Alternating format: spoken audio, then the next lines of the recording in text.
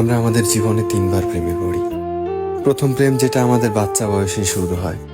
এই ভালোবাসায় আমরা শুধু একে অপরের সাথে সময় কাটাতে পছন্দ করি। এখানে আমরা কেউ কারোর শরীর দেখে নয়, বরং একে অপরের সাথে খুশি থেকে একে অপরকে ভালোবাসি। এটাতে সম্পর্কের চাইতে বন্ধুত্বটাই বেশি হয়, যেটা ধীরে ধীরে আমাদের অনেক আপন হয়ে যায়। এই ভালোবাসায় মনে হয় যে এই মানুষটা কোনোদিনই আমাদের জীবন থেকে হারাতে পারবে না। কিন্তু বেশিরভাগ ক্ষেত্রেই ভালোবাসাগুলো না ছোট ছোট কারণের জন্য শেষ হয়ে যায়, আর আমাদের ব্রেকআপ হয়ে যায় একটা সময়। তারপর আমরা আমাদের জীবনে দ্বিতীয়বার ভালোবাসায় পড়ি, আর এই দ্বিতীয়বার ভালোবাসায় পড়ার পর আমরা মনে করি এটাই তো আমাদের জীবনের সেই ভালোবাসা যেটা আমি এতদিন ধরে খুঁজে এসেছি। এই দ্বিতীয় ভালোবাসা যখন আমাদের জীবনে আসে, তখন সে নিজের সাথে আমাদের জন্য অনেক শিক্ষা নিয়ে আসে, আমাদের জন্য ধোঁকা নিয়ে আসে।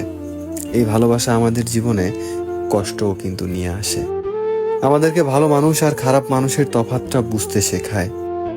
এই সম্পর্কের শুরুটা দেখে তো মনে হয় এটা শেষ অবধি থাকবে, কিন্তু যতদিন এগিয়ে যায় আশা তত কমতে থাকে। এই সম্পর্কটা আমাদের একটা নতুন মানুষ বানিয়ে দেয়, আর যখন তুমি এই সম্পর্কের থেকে বের হবে, তখন তুমি নিজেকে একজন আলাদা মানুষ হিসেবে দেখতে পারবে। এই সম্পর্কে তুমি বড় হয়ে ওঠো, ম্যাচিউর হও। তুমি যখন এই সম্পর্কের থেকে বের হও, তখন তোমার মনে হয় যেন এই জীবনে তোমার দ্বারা আর কোনো প্রেমই হবে না। তারপরই আসে থার্ড লাভ। হ্যাঁ, ঠিক সেই সময়, যেই সময় তুমি মনে করো যে এই জীবনে তোমার দ্বারাই আর নতুন করে ভালোবাসা হবে না, তখনই একটা মানুষ তোমার জীবনে সারপ্রাইজের মতো এসে পড়ে, যে ভালোবাসাকে তোমার আলাদা করে খুঁজতে হয় না। তারা কিভাবে যেন তোমার জীবনে চলে আসে।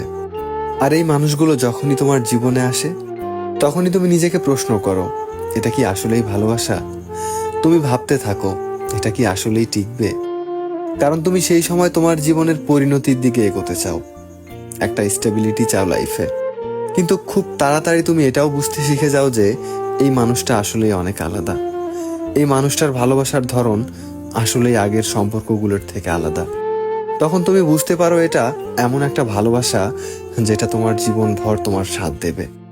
তোমরা একে অপরকে বিশ্বাস করতে শুরু করো, দুজনের মাঝে কোনো হারানোর ভয় থাকে না। তোমরা বুঝতে পারো যে তোমরা শুধু দুজন দুজনের জন্য।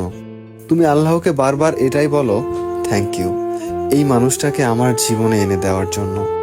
আর তারপর এই ভালোবাসার শুভ পরিণয় ঘটে, আর সারা জীবন তোমার সাথে থেকে যায়। তোমার সাথে তোমার ভরসা আর তোমার সত্যিকারের ভালোবাসা হয়।